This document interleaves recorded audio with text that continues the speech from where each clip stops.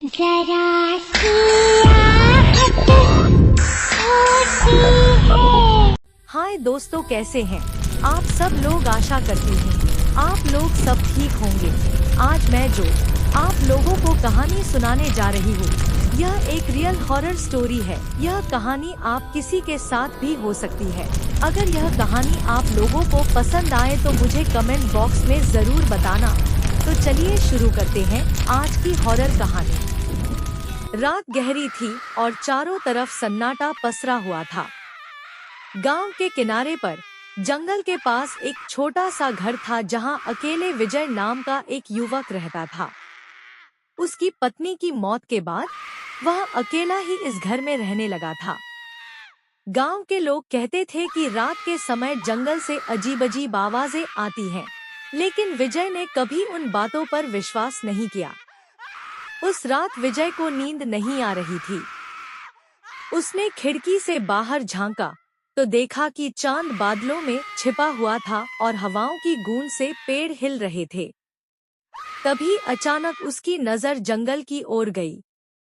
वहां उसे एक परछाई दिखाई दी जो धीरे धीरे उसके घर की ओर बढ़ रही थी। विजय ने सोचा कि यह शायद उसका भ्रम है, लेकिन जैसे जैसे वह परछाई नजदीक आती गई, उसका दिल तेजी से धड़कने लगा। उसने दरवाजा बंद कर लिया और खुद को समझाने की कोशिश की कि वह कुछ नहीं है। परछाई अब उसके घर के दरवाजे के पास आ चुकी थी।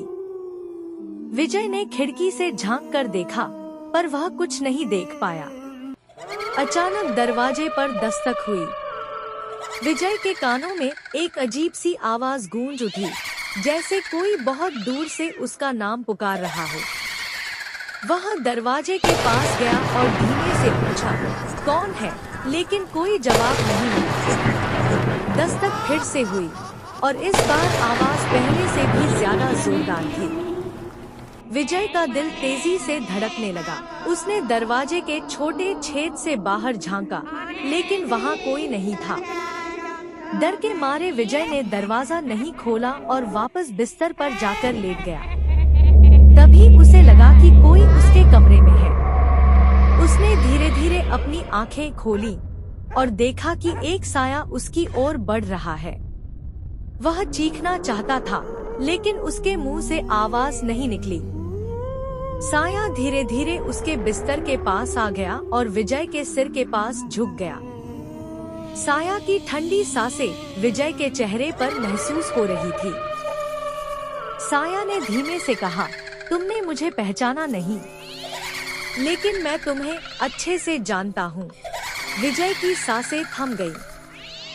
वह डर से कांपने लगा और साया उसके पास बैठ गया। विजय ने किसी तरह हिम्मत जुटाकर साया से पूछा, तुम कौन हो?